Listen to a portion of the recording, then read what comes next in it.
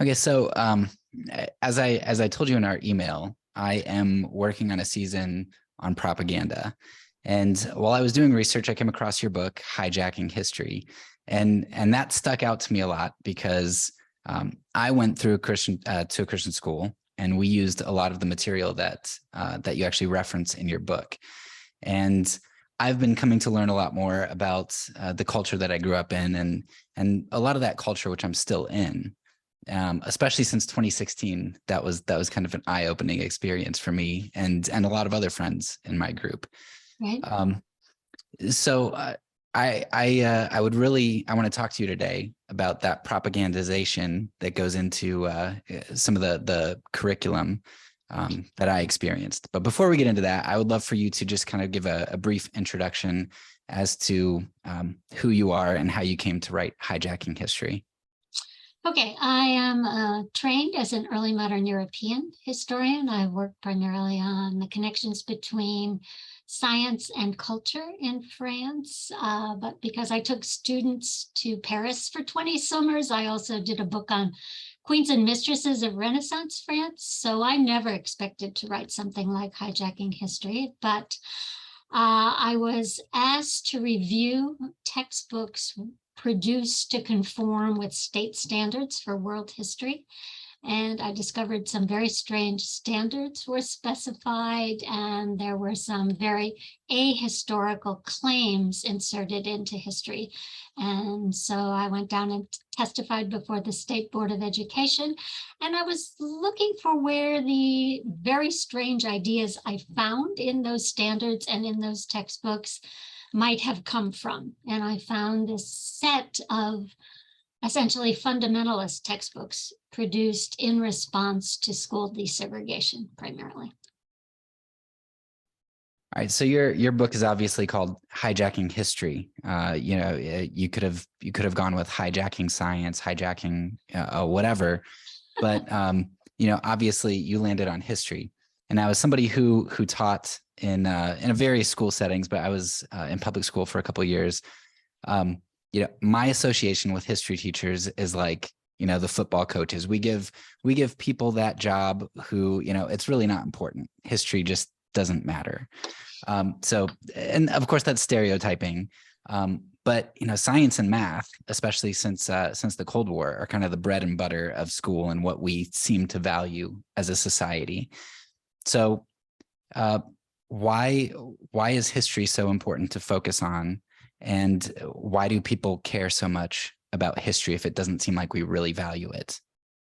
Okay, we certainly don't value it in education, and you could say we maybe don't value education at all. I think the assumption about coaches teaching history is that, to teach math and science, you might have to know something, but the presumption is coaches can read from textbooks just as well as anyone else, right? So it doesn't matter. I think we all need to be concerned that the teaching of history is also devalued now at the university level because humanities are devalued and education is just job training. But history remains salient in public discussion, even if less so in actual educational settings, because it's a fundamental way that a society imparts a collective memory to the next generation.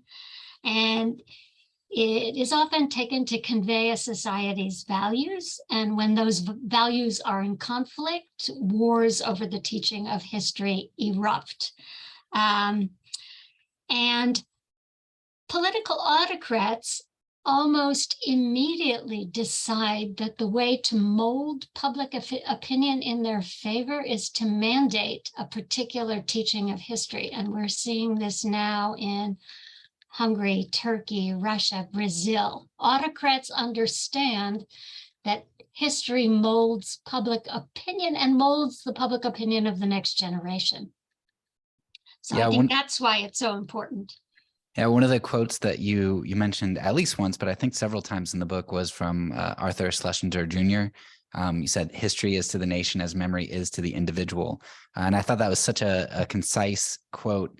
and we see this like in Hollywood. I just came from watching the second Black Panther film, and a lot of the core of the film, I mean, it dealt with empire and all kinds of things, but a lot of the core was, who are the new leader? Who are you going to be? Are you going to be, merciful and benevolent, or are you going to be vengeful? Like, what is your identity? And the identity is what guides your decisions. And so that just struck me as like, oh, that's perfect for our conversation, because what we view as our history is who we are, and who we are kind of leads us to where we're going. Right. So when it comes to religious education, do you believe that parochial schools and private schools are or have historically been shelters from these sorts of opposing viewpoints that would maybe alter the identity that those groups would like to maintain? Do the private schools and such, do they often prevent ideas from being tested in the intellectual free market? I think they are increasingly intended to be such. History of education, I don't. Okay, so I went to parochial schools, and my mother was sort of interested in history and would go through textbooks and tell me things she thought were erroneous. I don't have a sense that I lived in a different world than people who went to public schools.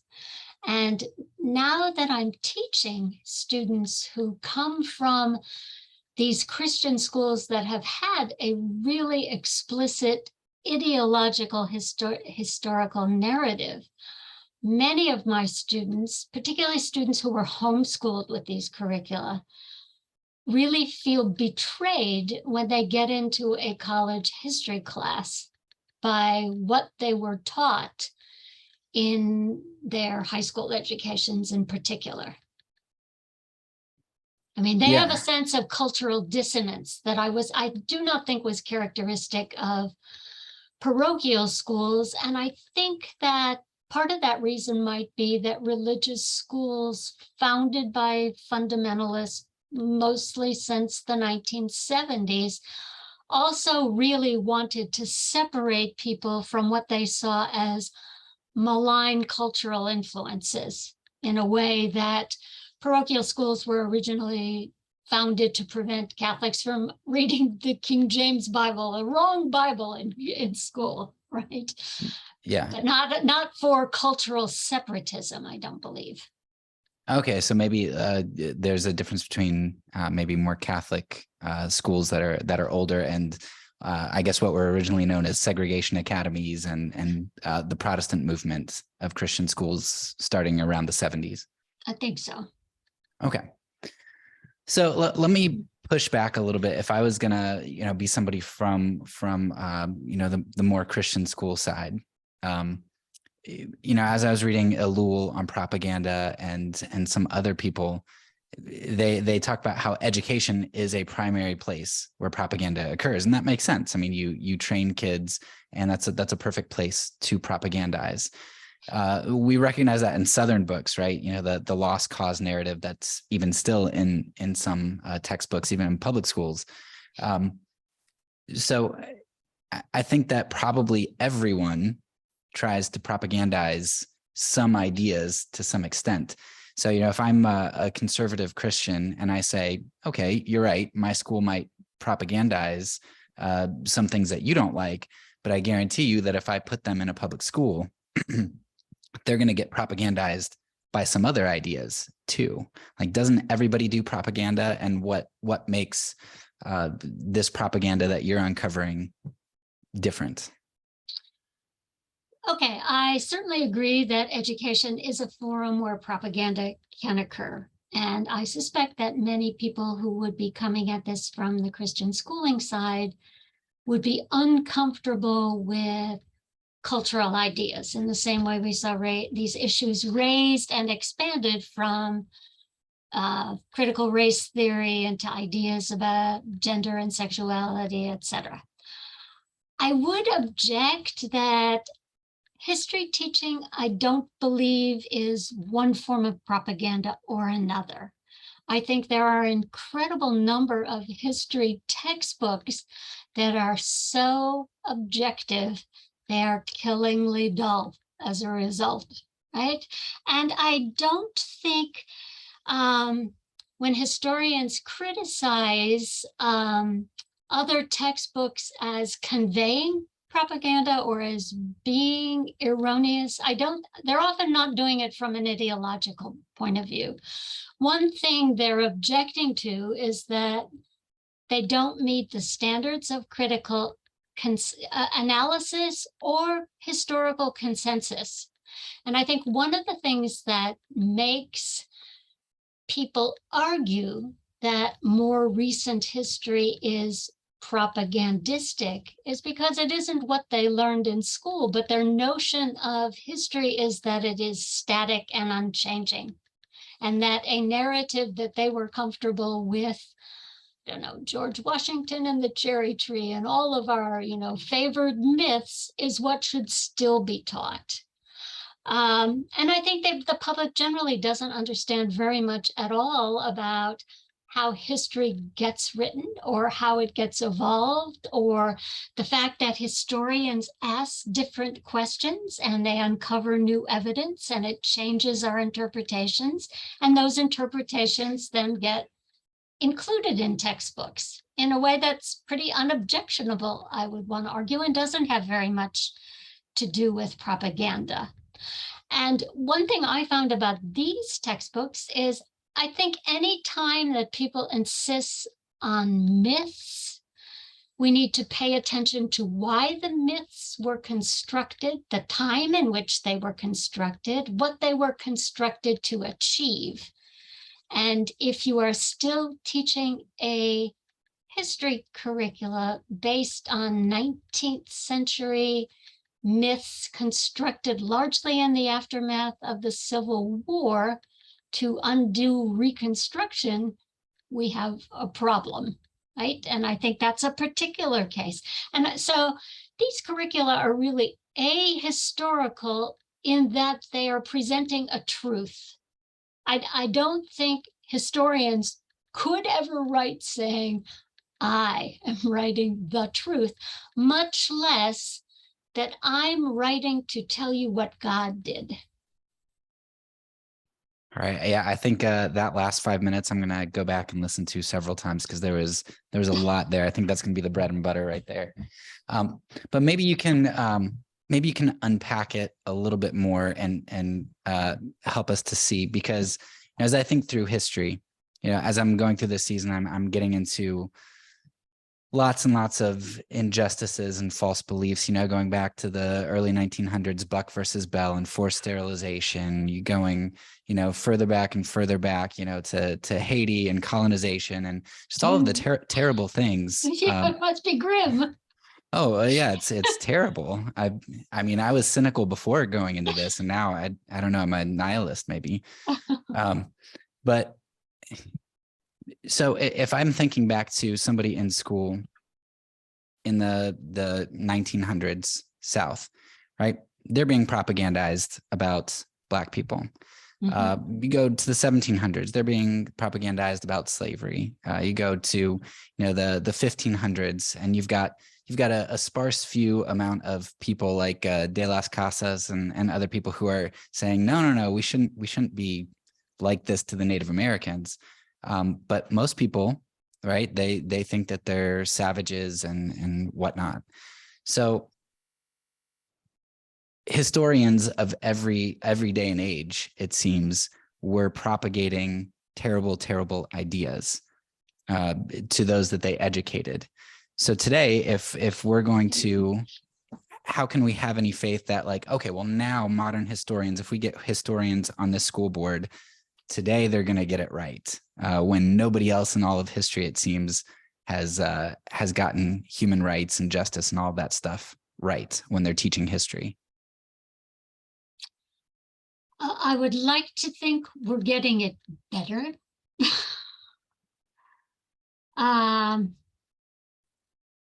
Are getting it right. Well, I think historians recognize the context of ideas that are promoted, right? And they can recognize what is conventional and what's progressive and what's repressive.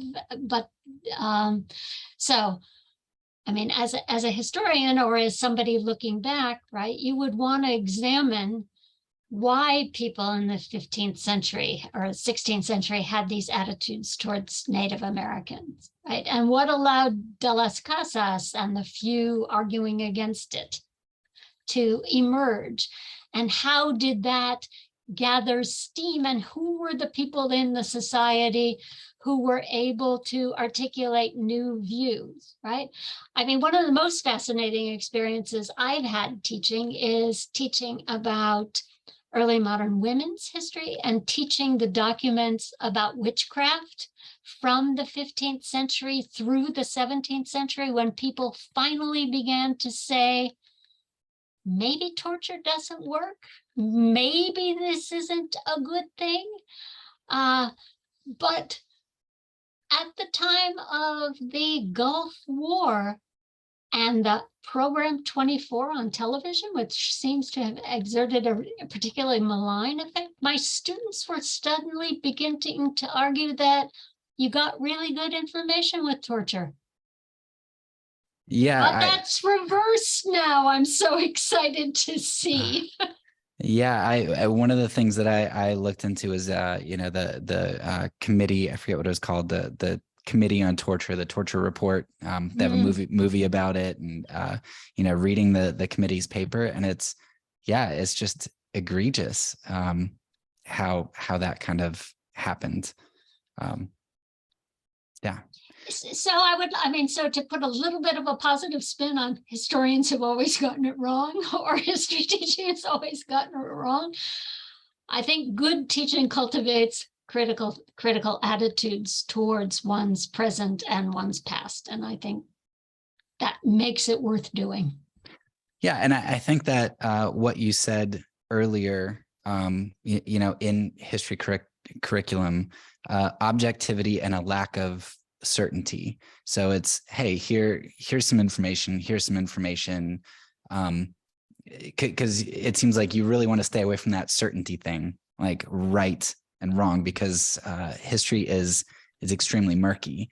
And it seems like what a lot of fundamentalists, conservative evangelicals want to do is, and we'll get into inerrancy and stuff later, which plays into this, but there's this desire for certainty. I know if you're familiar with Peter Enns, he's I guess ex-evangelical, but he talks about the sin of certainty, and he's got some books on that, which I feel like highlights some of the blind spots in evangelicalism. But anyway, to kind of start getting into this, believing in our nation's blessedness and benevolence is something that is important for American evangelicals. I'm still very saturated in that community. I've got a lot of family and friends who would be more conservative spectrum. And this blessedness language, or losing the blessedness that we have because of whatever societal sins is huge. It's a very big theme. So can you talk about how conservative evangelical curriculum has tended to kind of show this certainty in history? Like, hey, here's God's blessing, here's God's curse. How do we see this series of blessings and curses? Okay, so I had a question for you. Where did this sense come from? The sense of blessing. Yeah, the sense that, particularly the sense that America, I mean, it's beyond American exceptionalism, which a whole lot of Americans have, right? But I wondered where the particular sense of evangelicals as blessed comes from. So I would probably guess two things. I mean, in the early founding fathers, they had this idea that this was the new promised land and things, and so they kind of put religious spin on it, but people weren't evangelicals at that time. My understanding, is it Kevin Cruz, One Nation Under God? in his book, he gets into, and Fitzgerald has a book called The Evangelicals. They talk a lot about how, it's very clear, I always thought growing up in the Pledge of Allegiance, one nation under God. Well, that was always there. Or in God we trust on the currency. Well, you look when it happened in like early 1950s. It is, right. And so the Cold War, I think, like you said, history starts to become more mythological and fought over when you have big ideological battles. Mm-hmm. And so I think that, and then the religious right comes out of that not too much later. You've got fights over segregation and stuff. So I think it probably arose then. Okay, though I'm interested in knowing how American exceptionalism became explicitly evangelical blessedness. That seems to me a different degree and a different sensibility. And I think the fact that you suggest that if that were challenged, that evangelicals might feel a sense of extreme unease if that sense was diminished somehow. Yes. And I can't speak to how they would actually feel, but I suspect that evangelicals, like most Americans, pretty uncritically accept the notion that we're the best nation in the world. Much evidence to the contrary, right? In terms of life expectancy, healthcare, any number of measures.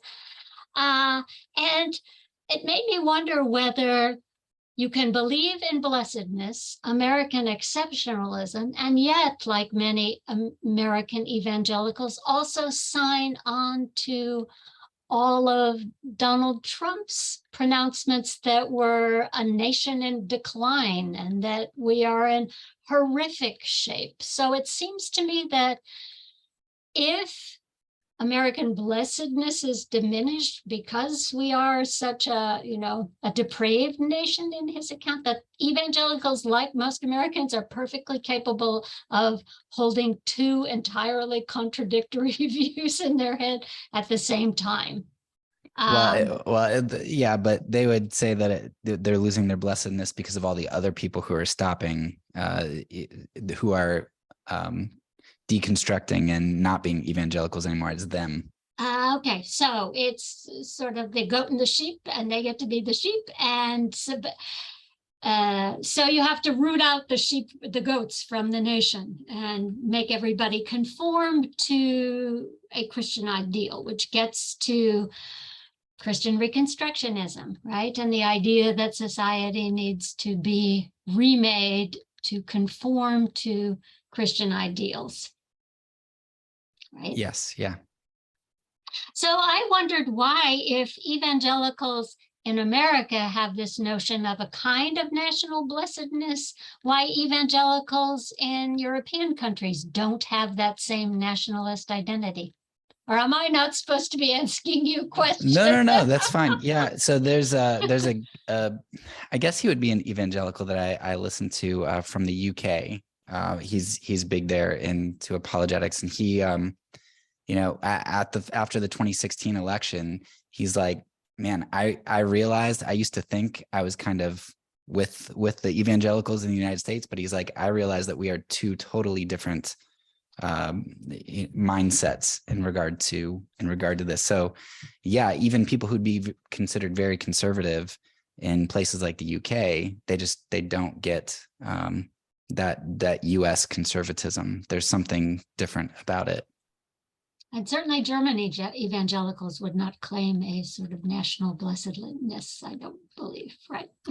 Yeah, but I think a lot of that kind of stuff, like if you look at Germany under the Third Reich, you've got very few people like Dietrich Bonhoeffer in the confessing church, and you've got a lot of Christians who are on board with that. UK, I would imagine that when they were in their heyday and the sun never set on the empire, that they probably were very gung-ho as well. So there seems to be a very big connection. I think of the book of Revelation and Babylon. Babylon is an empire. I mean, who's the empire right now who's exploiting and taking advantage? And it's the United States. And I think when you have empire and nationalism, I think you get that mythology of the nation, and religion as a false prophet plays right into that. It's the false prophet's mouthpiece. Another element that I think is really interesting is the way in which blessedness it has, or blessings, or a nation that's blessed, is a message that is now economic. Yeah. Are you familiar with Max Weber's the Protestant spirit of capitalism, Protestant work? Right. Yeah. Yeah. My language tutor here in Romania told me about that book, and I read it and I was like, oh, that, I mean, I don't know that he can completely carry the thesis, but it makes some good sense, I think. Mm. Okay. You're free to ask me more questions, by the way. Those are just some that occurred to me when I was thinking about yours. Yeah. And I mean, I am not a historian. So, if historians are 50-50, I've got a pretty big chance of getting things wrong. So I'm just spouting No, off. I wouldn't say historians are just 50-50. If they're 70-30, then I'm Okay. 40-70. Okay. So as you were talking about the blessedness of the idea of evangelicals, it made me think of confirmation bias. And I was just wondering, do you think that confirmation bias plays into the narrative, that evils befall Christians? When evils befall Christians, like you were saying, of the United States, okay, if we're in decline, right? We don't see that happening to us. We just kind of dismiss it. But when judgments happen to other people, like I think of Pat Robertson and Hurricane Katrina, that's because those people there are being judged by God. But if a hurricane hits his condo in Florida, no problem. Right. Yeah, it's completely different. Right. Well, so these curricula do, since they are telling the story of how God acted in the past, it's particularly important that they be able to identify good and evil. And that's sort of a story they tell, right? So they point to developments they abhor as signs of God's disfavor, and developments they approve are signs of God's favor. Probably the most egregious example of that is they object vigorously to German scholarship at the turn of the 19th to the 20th century that they characterize as biblical modernism, or the historical study of the Bible. And they say World Wars I and II were punishments for German biblical modernism. But even within two extremely similar events, they're able to see one as a sign of God's favor and one as a sign of God's disfavor. So, for instance, when Mary Tudor has no children by Philip II of Spain, she's a Catholic monarch, he's a Catholic monarch, a Catholic heir would have derailed the Protestant Reformation in England. That is obviously a sign that God favors the Protestants. It's why the Spanish Armada failed, for instance, a couple years later. But when Edward VI dies young, without a child, this is no sign of God's disfavor at all. It's not even mentioned, right? Yeah. So speaking of double standards, I was captured by an idea that you wrote, which it was something to the extent that conservative evangelicals praise social advancements abroad, but they deplore them at home. So we love to dig a well over in Africa, or send some medicine over there to those needy people in some tribes. But if we did that here, that would be socialism. So, which seems like a double standard. So I'd love for you to explain a little bit about some of this, I would call it paternalism, maybe, that you find in Christian texts, while at the same time avidly condemning similar things at home as socialism or social gospel. Okay, so it's not just a difference between foreign and at home. It's between Christian and non-Christian. So anytime anyone practices any form of public charity, it is condemned in these textbooks. They can see providing aid to un-Christians or pagans as beneficial to them because it will Christianize them, and equally importantly, it will bring them capitalism. And when they are Christian capitalists, then they will be sort of subject to the same notion these textbooks seem to have, that the economy is God's reward and punishment system. So once they're capitalists, if they can't dig their own wells, it's God's feed themselves, it's God's punishment, because they've been exposed to Christianity and capitalism. And that's why missionary efforts were so important. And so when they look at the 20th century in particular, they see it as a war between Christianity and communism. And if missionary efforts in the third world were not successful, those areas would become godless communists. And I wouldn't be at all surprised to see Christian evangelicals taking on the Chinese in the same way, as undermining their efforts in the third world. Wow. That's interesting. Yeah. But I think it's an easy way for them to reconcile the two, right? One is getting to people to the point that they can be Christians and be capitalists. So yeah, so capitalism is kind of the preemptive work for the Holy Spirit to come and save somebody. I think it goes with blessedness and the notion of being saved, right? And it's led into what I think is the extreme perversion of American evangelical into both prosperity gospel and the whole, come to my church, give me a lot of money, and God will reward you with a lot of money. It's very strange. That's something that I personally had to struggle through. So at our church back in the States, where I really started to struggle with this, and this was maybe 2014. So it was kind of preparing my heart for what happened in 2016. But I started working on our church's diaconate and started working with the poor for the first time in my life. And I learned a lot of things there. And, over here in Romania, working with the Roma, and just really grappling with what it means to try to love people and help them. And it really uncovered a lot of double standards in my heart and in my community for this. And so when you say this, it just rings so true from my observation that it's like in the Bible, you see helping the poor comes from a love for them, for humanity, for justice. But when you see how it's couched in fundamentalism and conservative evangelicalism, it's really just kind of a tool. It's a way to objectify other people. I want to get them to be capitalists or to get them to be, Christians.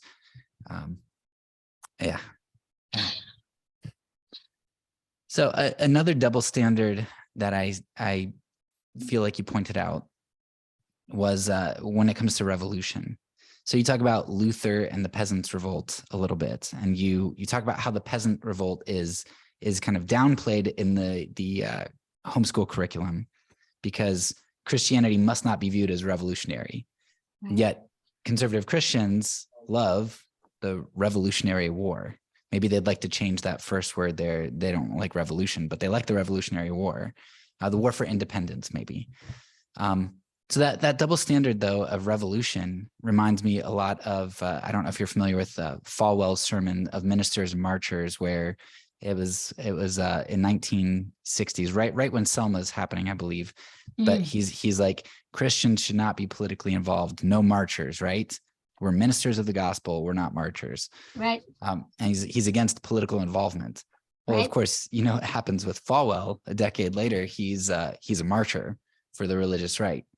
So this idea of revolution, we like it sometimes, we don't like it other times. how do Christian curriculums navigate this idea of revolution and kind of throw that double standard around? Okay, I would say they always hate revolution. So what you do with the American Revolution is you say it wasn't a revolution. Okay, and there are different ways to treat it. And in fact, they raise several of them. One is to say that, okay, it sort of relates to Calvin's political ideas that it is possible that you must decide who the duly constituted political authorities are. So the problem for Americans living in the revolutionary period was deciding which were the duly constituted officials elected by God, right? Whether they were the, the colonial bodies or whether it was the King of England. And so some people made one choice and some people made another, and both were equally good. Okay, and there was nothing revolutionary about it. Another argument to make is to say it wasn't a rebellion, it was conservative. It was conserving what America had against a change implemented by the British. So it was the British who were imposing a revolutionary change on America. Or you can say it wasn't about politics at all. It was about religious freedom. And I don't know where you get that sensibility, but they make that claim as well. Okay, so if I'm trying to understand Falwell, which I don't really care to do all that much, but if I'm trying to understand him, basically what it would probably be is when there were marchers in Selma and the civil rights, they're trying to change their status. They're trying to change their rights. When he starts marching for, let's say, abortion or conservative economic policy, he would think that he's trying to preserve. He's marching for preservation. Yeah, I think that's possible, though. I think there's been a real change. And I think I think all the way up to the present in these textbooks, they would maintain they are not politically engaged. They're trying to make Americans behave like Christians should. So it's a kind of moral, not political crusade. So they're using politics, but that doesn't count as political. Yeah, somehow not. Okay. And it's very interesting because they also, they really argue against revolution, political change, political engagement, because they argue God puts all elected leaders in charge and you can't challenge them. And so that was part of the affirmation of Donald Trump, but you don't find the same kind of acceptance of Joe Biden and heavens not of Barack Obama, right? So there are lots of logical inconsistencies, and some of them can be sort of reconciled away in the way that I've suggested, and others I think they basically don't care to. Right? Yeah. It's more important to be right than logical. Right. So let's get into then inerrancy here, because we've talked a little bit about certainty and just this, knowing where your boxes are and how to fit things in the boxes that you need them to be in. Right. So I've seen inerrancy used a lot as a cudgel against dissenters within Christianity. Obviously inerrancy doesn't matter outside of Christianity, but I've seen a lot of people that I respect, and when they kind of have a different view on, whatever secondary issue in Christianity, people say, well, they don't believe the Bible anymore. They don't believe in inerrancy. And so it's been weaponized in our group. So you argue that inerrancy is relatively new, and that it's new in two ways. So I want to talk about each of those ways. Okay. The first way that you say that inerrancy is new is that it was originally argued And I think it's still maintained in the Chicago Statement on Biblical Inerrancy that the autographs are inerrant, right? Not what we have today in our hands. So most people don't understand that position and the implications that that has. Can you explain what it means for the Bible to be inerrant in the autographs and why that's important to understand? Sure, though I think when you suggest that inerrancy is used as a cudgel, I would contend they don't have any idea what inerrancy means at all. But okay, so the autographs are inerrant. That means that people recognized that there were many versions of the Bible in the 19th century, and yet they wanted to maintain the authority of the Bible. So they said the autographs or the original manuscripts of the Bible were inerrant. Which, but of course, we don't have those. Yes, important for people who might not be too familiar with the Bible. Yes, we do not have those. We do not have those.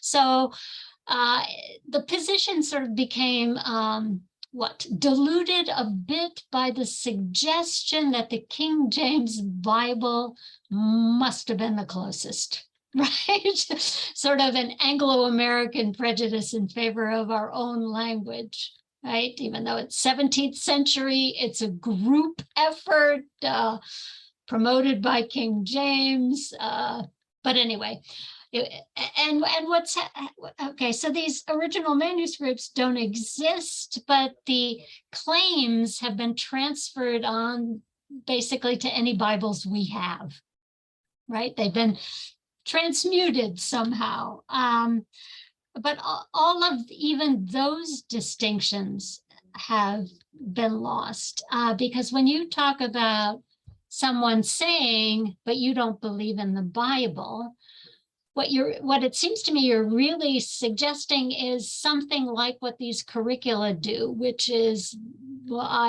biblical proof testing, right? You make a claim based on a Bible verse, right? And then you develop what social and political positions you believe that verse supports. So if someone doesn't support your social and political positions, then they don't support the Bible verse you've just told them about, right? And there are any number of people who try to argue against certain positions taken by evangelicals or fundamentalists by pointing out other Bible verses, right? So you get into feuding Bible verses and social interpretations and political interpretations. And I read something interesting that seemed persuasive to me.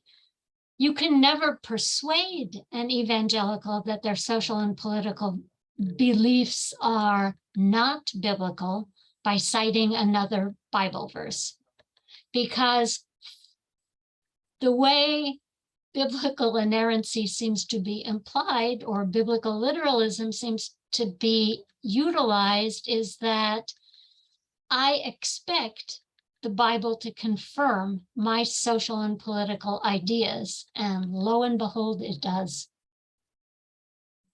So I find in the Bible what I'm looking for.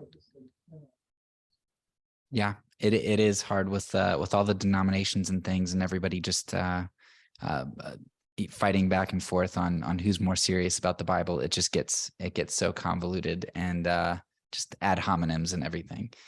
Well, but one thing I think is missing that I found really interesting to explore in the book, my sense of American evangelicalism is that it is increasingly sort of theologically untethered. It's not, I mean, there are remnants of Protestantism. There are also remnants of its historical tradition. But most people have no sense that there is any tradition or evolution of views among evangelicals, because it's always just true. Yes, and we'll get to that at the end, because there's something. It's something that I discovered. I grew up, and like my history went back as far as Billy Graham, and he was alive at the time. You know, where it's, oh yeah, he's our whatever.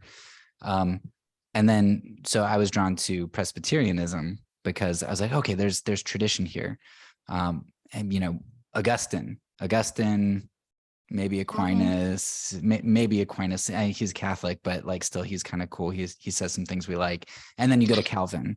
So our history is like very sparse up until the Reformation. And then you start going back and you start reading the early church fathers, and you're like, oh my goodness, there's like we're very different on a lot of things.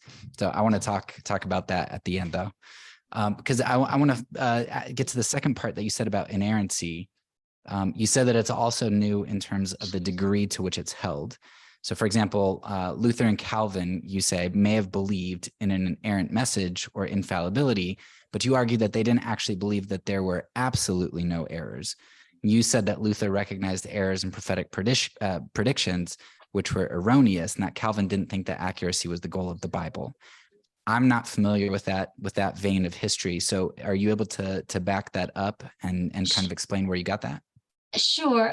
So I think what's missing when we apply backward the current notion of inerrancy, that seems to be, that, can you still hear me? It says it's not detecting my microphone.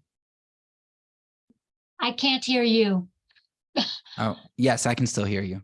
Okay, I'm checking my audio device and you're back. Okay, so it's okay. Can you Yep, say I can hear you. I just can't see you. Oh, but that's okay. That's because I clicked on the stop video. Okay, so I think what we fail to recognize is that both Luther and Calvin are really sophisticated religious thinkers, and they are coming to the Reformation with a thorough background in all of the church fathers, the scholastic tradition, 1,500 years of Catholic writing. They're familiar with it, right? They are also really well-educated humanists, which means they have the kind of philological skills cultivated during the Renaissance that allowed them to understand the issues of translation, right? And the historical differences between when biblical texts were written. So they're concerned that the Bible is true, but they also understand it as a historical and literary document. So they understand it as both the word of God, but also the effort of human beings. And this leads them to take positions that modern evangelicals and fundamentalists would probably consider heretical, or certainly signs of the biblical modernism they condemn. Right. So Calvin has a number of, when Luther and Calvin look at the Catholic Bible, they decide to delete some books of it. And they delete it on beliefs about, Luther deletes a number of those books. He says he's only going to keep the ones he believes were originally written in Hebrew and before 500 BCE. He was wrong about the books he selected, but it doesn't matter. They've been canonized as the Protestant Bible, right? Which is, reduced the Catholic Bible down to 39 books. So Calvin has a whole series of things. Luther's obviously a significant Protestant reformer, but Calvin is particularly concerned about the proliferation of interpretations that's occurred in the second generation of the Protestant Reformation, and he works on a systematic theology. And so he looks at the books of the Bible. He develops the Institutes of the Christian, Institutes of Christianity. Can't remember the title right now, but Christian religion. Anyway, and he also does a lot of biblical commentary. Luther does some sort of defining a clear Reformation theology, but Calvin is much more critical. So he says there are many errors of translation, some between Paul and his use of the Old Testament in particular. Some of those are intentional because he's arguing for a particular interpretation. Some of them are simply mistranslations. There are technical inaccuracies, there are historical errors, and there are scientific errors. So Calvin, in fact, says the book of Genesis, it has cosmological errors, things that were thought about cosmology that are simply not true anymore, right? Yeah, but then that gets back to point number one, which is that as long as I say the autographs are inerrant, I can say I believe in inerrancy, even though I don't have access to. Okay, but that's a distinction from the early 20th century, and not one Luther Yeah. or Calvin would have understood or likely subscribed to. Yeah, Right? that was, I mean, that was foreign. they would have gone with the word of God versus, human artifact.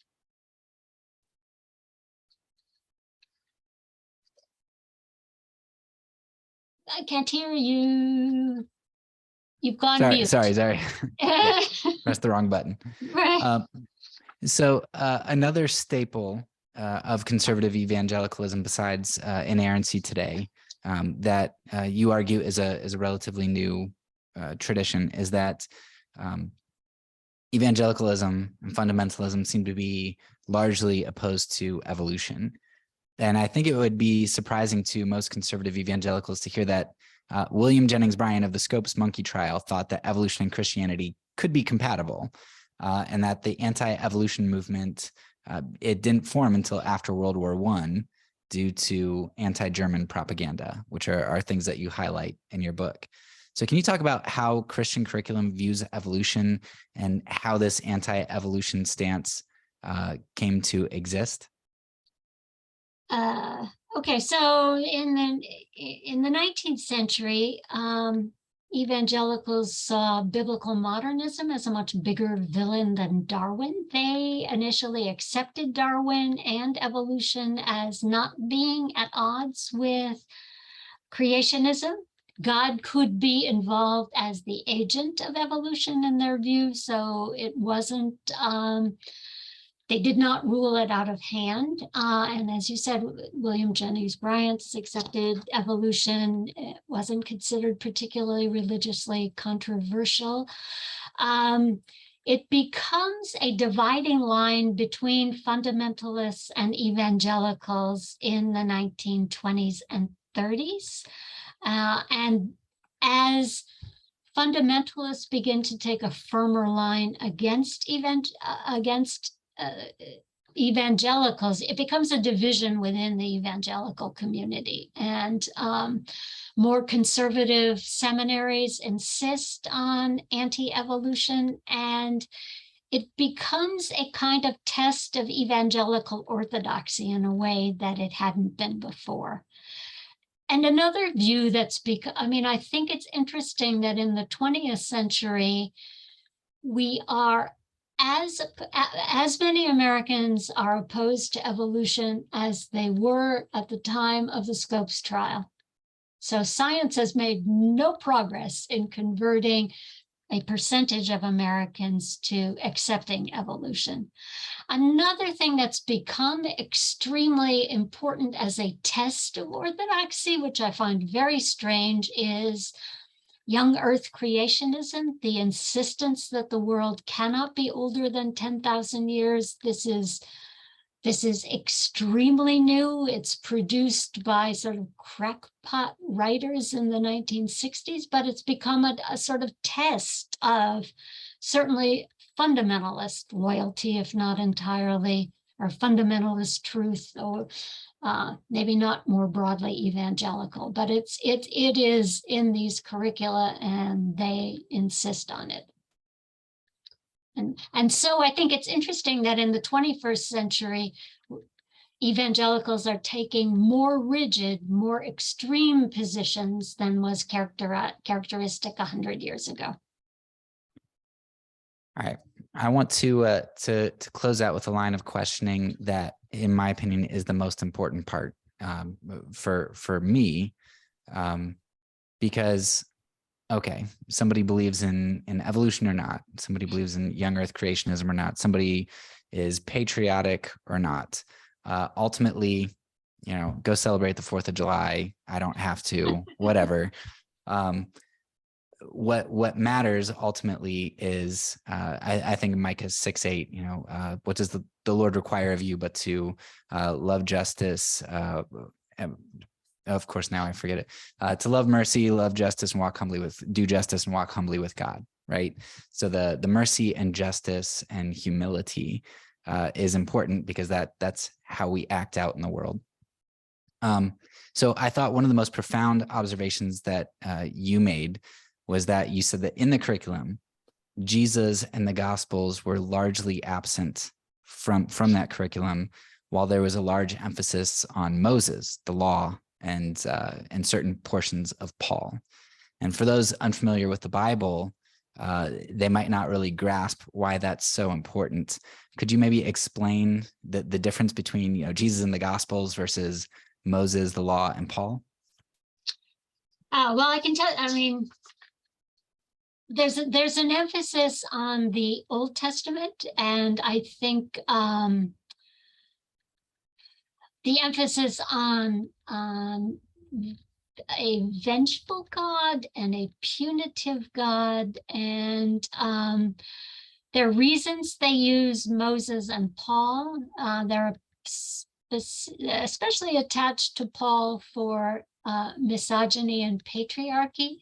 And I think the kind of tone that he takes towards peoples he disapproves of, I think they find that very appealing.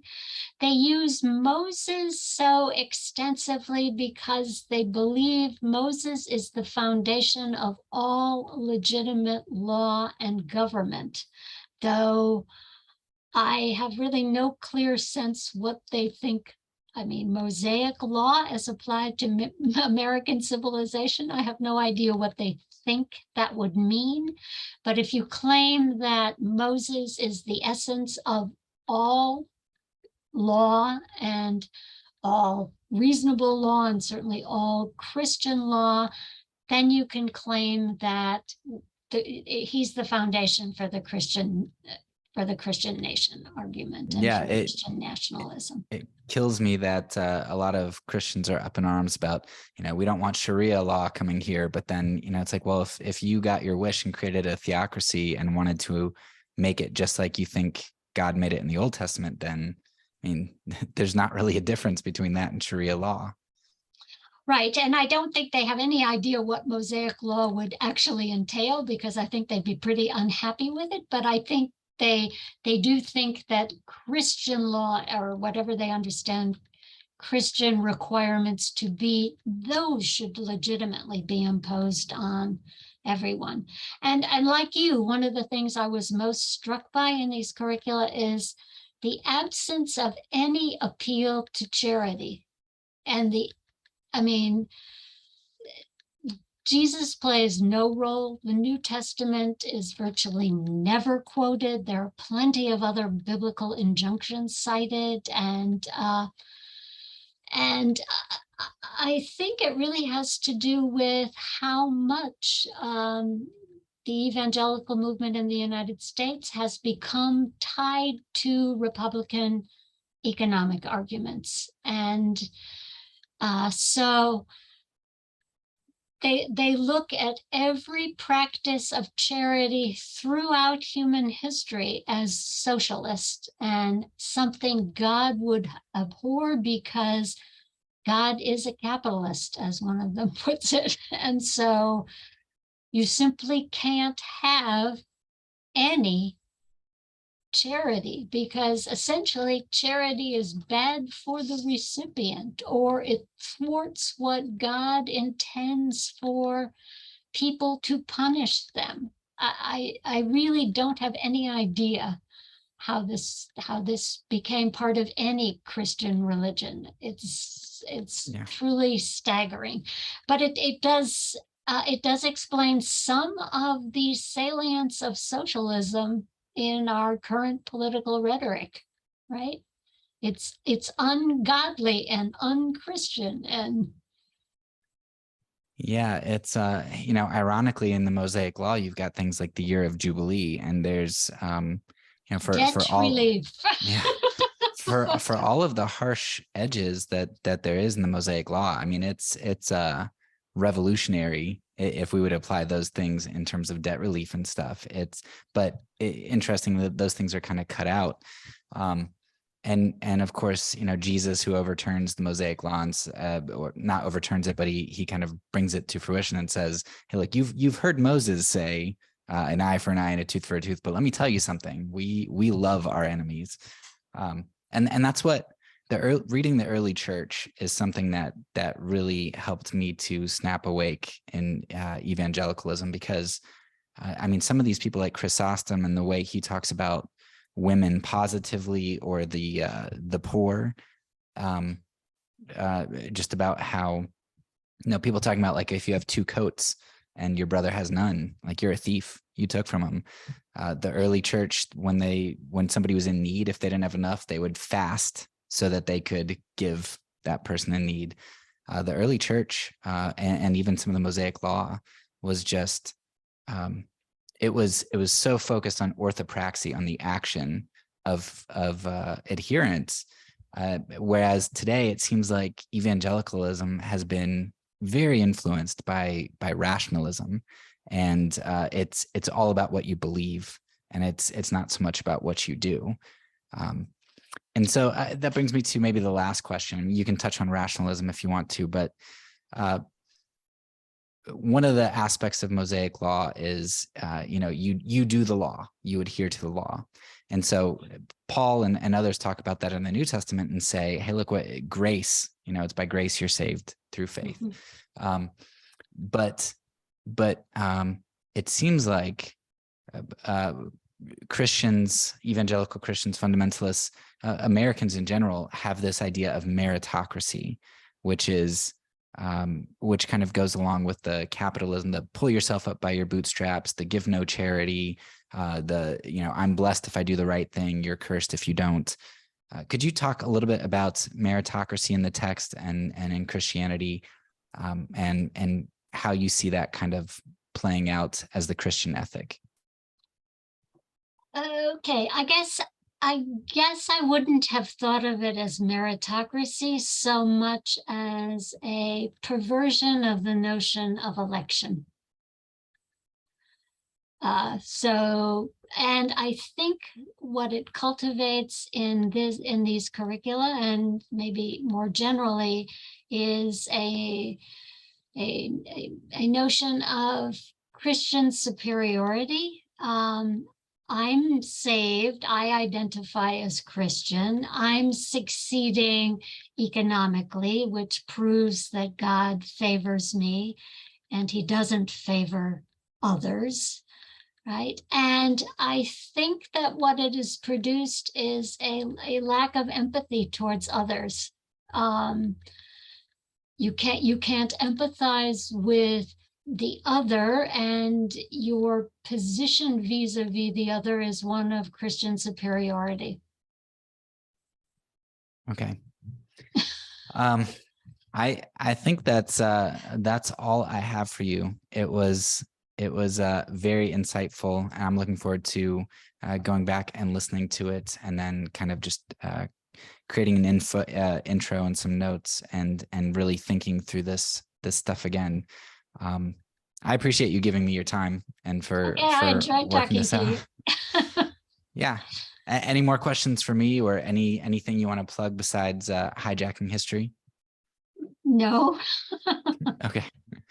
All right. Well, then, thanks so much. Okay. Bye.